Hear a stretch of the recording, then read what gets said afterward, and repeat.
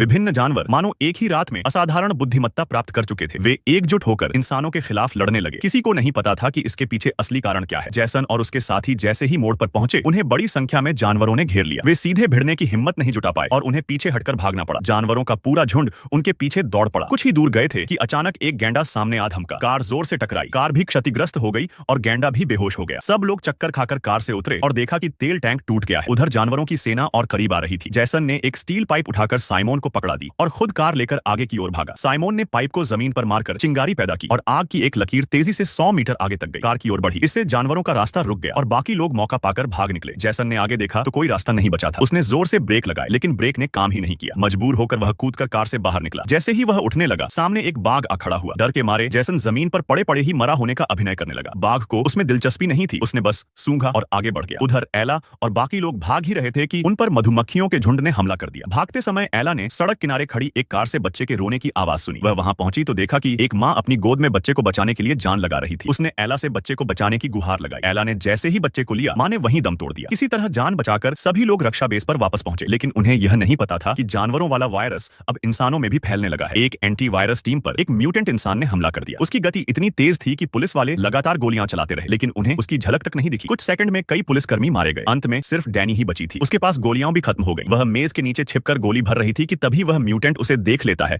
और उसे उठाकर फेंक देता है। जैसे ही म्यूटेंट उस पर फिर झपटा, डैनी ने बिजली के झटके से उसे गिरा दिया। फिर उसने तेजी से एक स्टील रॉड उठाई और उसे सीधे जमीन में गाड़कर म्यूटेंट को वहीं ठोक दिया। डैनी डर के मारे जमीन पर बैठ गई। थोड़ी देर बाद जैसन और बाकी लोग पहुंचे, लेकिन तब तक लड़ाई खत्म हो चुकी थी। यह दृश्य देखकर सब कुछ पल के लिए स्तब्ध रह गए।